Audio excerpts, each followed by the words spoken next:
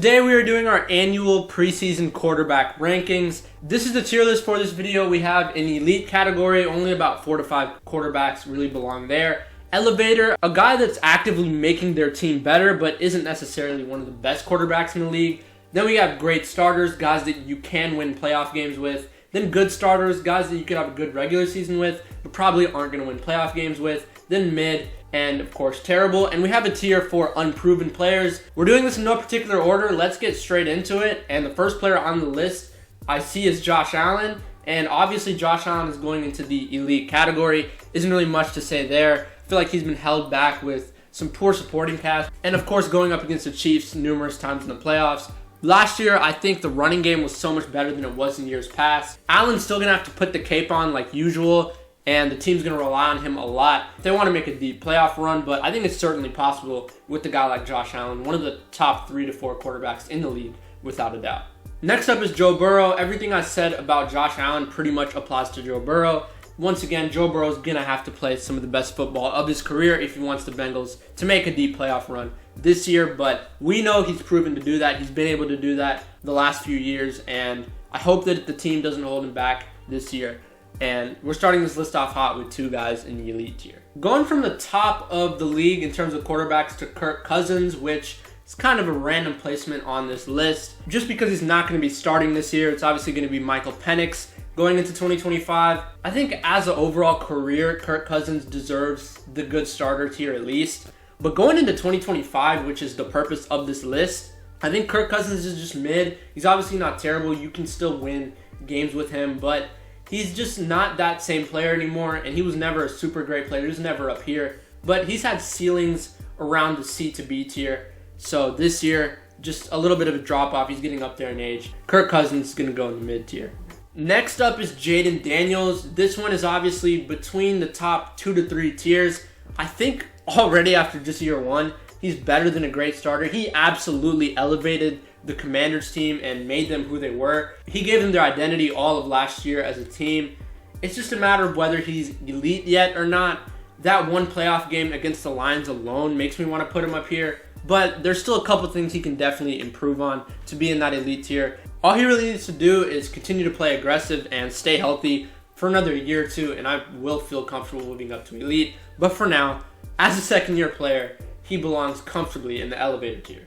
Next up is Sam Darnold, who had his 1-year prove-it season with the Vikings, which went decently. In terms of regular season, it went great. Weren't able to find any playoff success with Darnold, and I think that's exactly what constitutes a good starter. A guy that can win regular season games, but when it gets to the playoffs, it gets a little bit rocky. That's where I see Seattle next year as well, a team that I think can definitely win in the regular season, but Sam Darnold is just a good starter. Next up is Jackson Dart. Obviously, he's going to go in the unproven tier. And honestly, I don't think the Giants are setting Dart up for much success. If he does end up taking the field this year, I think his ceiling is not up here. I think he can definitely be in one of these 2 tiers for sure. But he obviously showed the flashes of potential at Ole Miss. He's just very solid at a lot of things, not elite at anything. He has a solid arm, solid athlete, solid field processor. So he's just unproven with the potential to be in one of these tiers for sure. Next up is Justin Fields. You could make the argument that in 2025 you can still win games with Justin Fields if your team is good enough, but I don't think he's a good starter at the moment. I think if your starter is Justin Fields, your team is probably not in a good spot. That's where we saw the Steelers for much of last year, where when Russell Wilson took over, the difference was night and day, and Russell Wilson himself isn't even that great anymore. So that says a lot about Justin Fields. I think coming out of college, they really banked on the athlete. They really banked on his ability to develop, but the field processing was never really there, and he's one of those guys who could potentially have a career renaissance because you still see some of the tools that made him such a highly sought-after prospect, but I don't see him getting to that level, honestly, in the next couple of years unless he gets a real chance again, so that's why he goes in the mid-tier. I hate to put a lot of guys in the mid-tier. Joe Flacco for much of his career was up here. He's past his prime, obviously. There's not much to say about Flacco. He goes in the mid-tier as well. Staying with the Cleveland Browns, next up is Dylan Gabriel, obviously unproven. He's just one of those guys that's going to be remembered as a great college quarterback, but just doesn't have translatable tools to the NFL. He's relatively short, good athlete, not a great arm. At times he flashed potential at Oregon, but Other than that, unproven, of course, and I don't see him being great in the league. I think he definitely is still a talented player who could be a solid backup, but that's really all I see for Gabriel. Next up is Jared Goff. It's between good or great starter for me. I don't think he's an elevator. I think the team around him is just so good that he's honestly a product of that team to an extent. But obviously Goff doesn't weigh that team down too much. He has his moments. Of course, there was a 5-interception game against the Texans, and then there was the playoff game against the Commanders where he didn't have his best game. But as an overall player, I think he's still a great starter. Probably one of the top 10 to 15 quarterbacks in the league. He's a guy that I think the Lions could still make deep playoff runs with and potentially make a Super Bowl with. As long as they have a great team, he's going to thrive. That's why he's a great starter, but not at the level of Jaden Daniels. Next up is Justin Herbert, another guy that has all the tools. He's showed his potential. He's been consistent over stretches of games before. We just have not seen it in the big moments yet. He doesn't have a single big win to his name, especially not in the playoffs, of course. Because of the talent, because of what we've seen in the regular season, I'm going to put Herbert in the elevator tier. I think he has made guys look a lot better than they really are, whether that's Quentin Johnson, who had a terrible year one, turned it up in year two, I think, in large part to Justin Herbert. Ladd McConkey had a great rookie year. I think a lot of that has to do with Herbert as well. Of course, they drafted rookie running back Omarion Hampton, who should be able to help. He has the potential to be up here 100%, but we can't just keep speaking in what-ifs with Justin Herbert. It has to come true.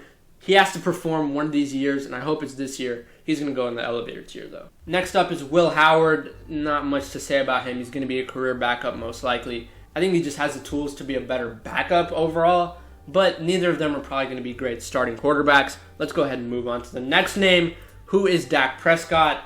A very interesting guy to talk about. 100% goes in one of these two tiers. I can't say he's mid on the level of these guys who are past their best years in the league. I just don't know if he has any great years left in him. As a Cowboys fan, I've been disappointed time and time again.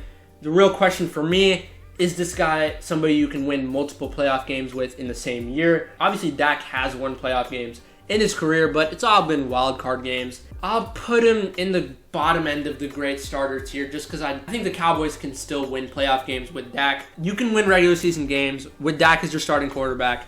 You should be in the playoff contention just about every year. I don't think I can say that about Sam Darnold, so that's why there's a bit of a difference between them.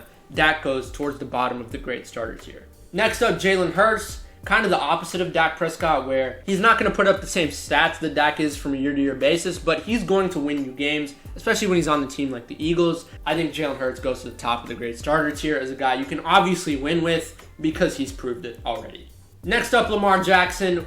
Similar to Justin Herbert, we need to see it in the big moments, but the difference with Jackson and Herbert is that Jackson's put together elite regular seasons where Justin Herbert, other than his rookie campaign breaking records, hasn't really put together a stunning regular season the same way Jackson has. In terms of ranking these guys in the elite tier, it's going to be difficult. I'd probably go something like this. Of course, Josh Allen has both the ability to use athleticism and throw the ball. I think Joe Burrow's the best pure pocket passer, but the duality of Lamar Jackson as a runner and passer is obviously known to everybody. He's an elite quarterback. Nothing really needs to be said. Hopefully the Ravens can also make a deep playoff run this year, but the AFC is so crowded that only one of these guys, Herbert, Allen, Lamar, or Burrow, is probably going to be in the conference championship game. It just sucks to see. I wish some of these guys were in the NFC, but that's just the way it is. Moving on, Daniel Jones. I got to put him in terrible tier. I mean, I think terrible is a little bit of a stretch. Went ahead and changed this to just bad. I'm not too sure if that even changes much.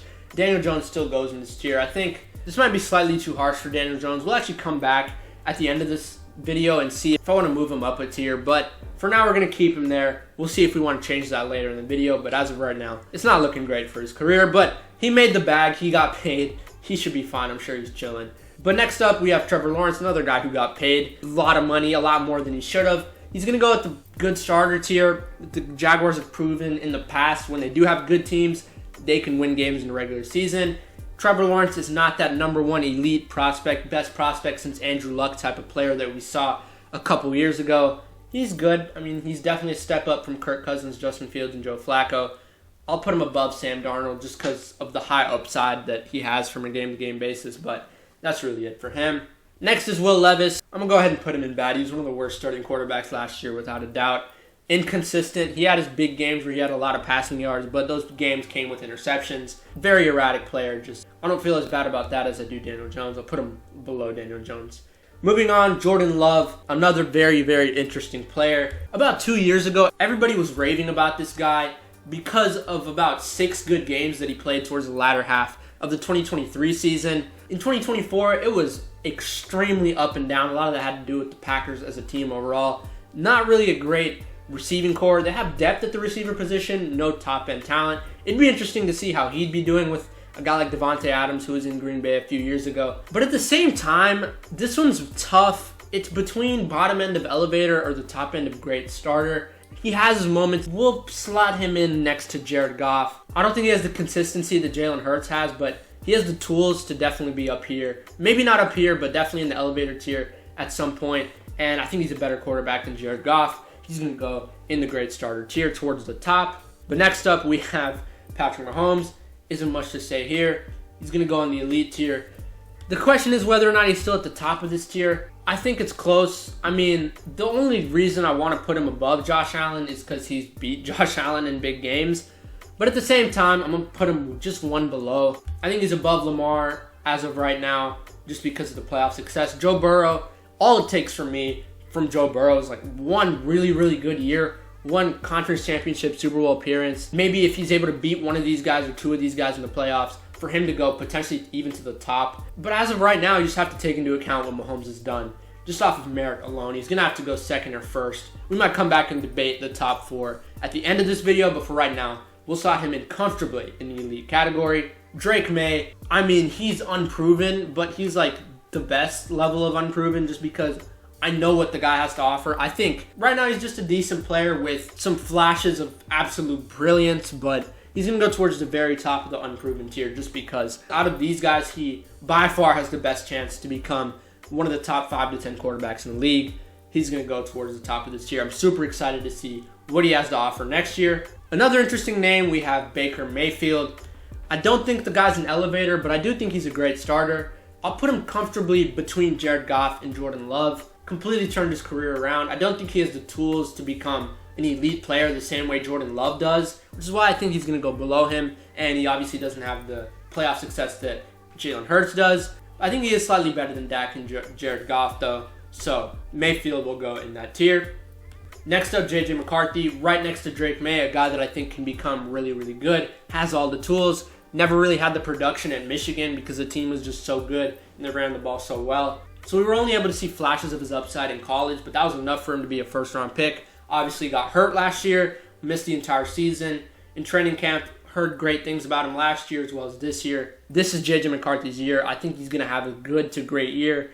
And for not right now, he's going to have to go next to Drake May in the unproven tier, but I hope that changes soon because I think he's going to be very, very solid. Next up, Malik Willis, obviously unproven. I mean, it's going to take him a few years for sure. As of 2025, I'd put him below Jackson Dart. He has the tools, he has the athleticism, he has the arm, but the accuracy leaves a lot to be desired for the processing. Similar to like an Anthony Richardson type of player, but not quite that level of athlete and not even quite that level of an arm. So just a slightly worse version in my opinion. We saw what happened to Richardson. Didn't really amount to too much yet in his career. We'll talk about him later, of course.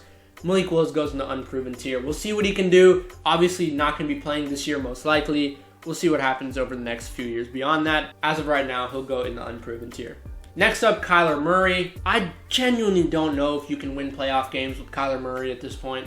One could argue that the Cardinals haven't put together consistent teams around Kyler Murray, but at the same time, he hasn't really shown himself as the one bright spot on a bad team the way some of these other guys have. Of course, he's not at the top of this list.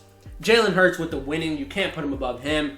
Jordan Love being the heart and soul of that Packers team for the latter half of 2023 and really putting together a solid end to 2024 as well. You can't put Murray above him.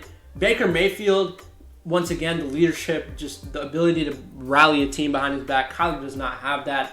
Jared Goff and Dak Prescott overall just have more accomplished resumes. He's going to go towards the top of the good starter tier. A common trend with all these guys. Top 3 picks, all these guys in the good starter tier, but none of them really turned out to be what we expected. I think Kyler is the best out of these 3 for sure, but he is similar to Trevor Lawrence in a lot of ways because they've had 1 or 2 good seasons, but since then, whether it's because of the team or own individual play. They just haven't been on that same level, and I think Kyler's going to go at the top of this tier for sure. Next up is Bo Nix. You could argue that he's unproven, but after 1 year, I think we have a good idea of what Bo Nix is. A high floor, low ceiling type of guy. We knew that coming out of college as well. He's going to go above Sam Darnold, honestly above Trevor Lawrence as well. He doesn't have the upside that Kyler Murray has, which is why he's not going to be on that level, but he's definitely just slightly worse. He's more consistent than Kyler. I don't think you're going to win a Super Bowl with Bo Nix as your starting quarterback, but he could progress over the next few years, and by year 3 or year 4, I think he can be in the great starter tier for sure, but right now, comfortably in the good starter tier. Next up, Michael Pennix, another unproven player.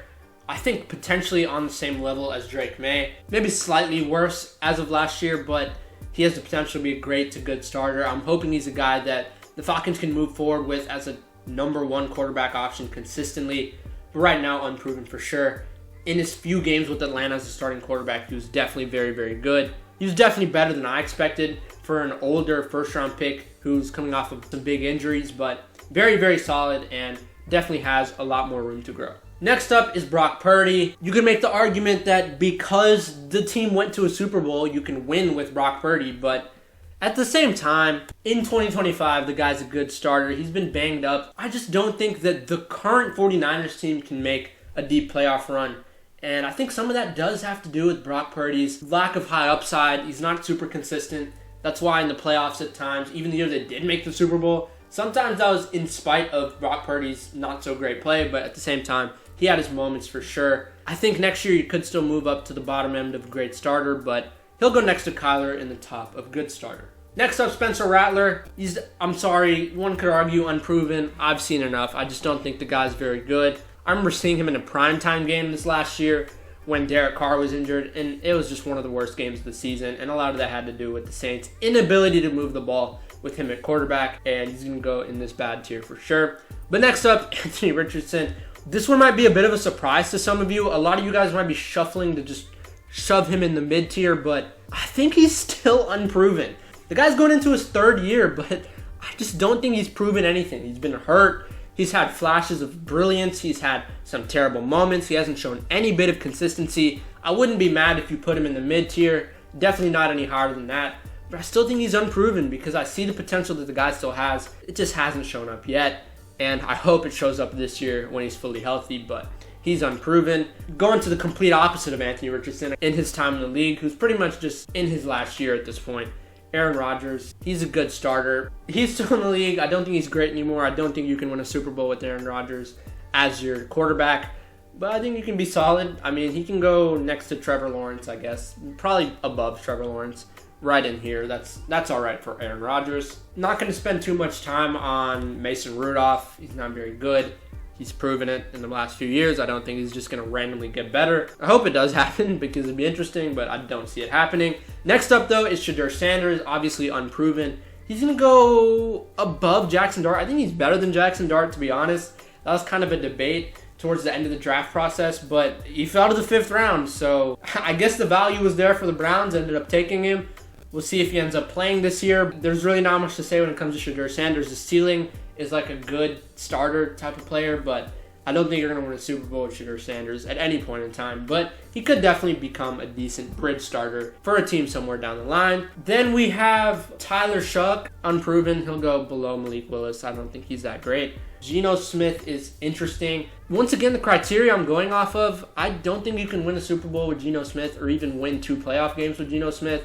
And I don't see that happening for him this year, especially. He obviously has his flashes. He's had his career resurgence, but I don't think he's consistent enough to go in the great starter tier. Too many turnovers. He's going to go in the good starter tier, though, comfortably towards the top. Matthew Stafford next, comfortably in the elevator tier.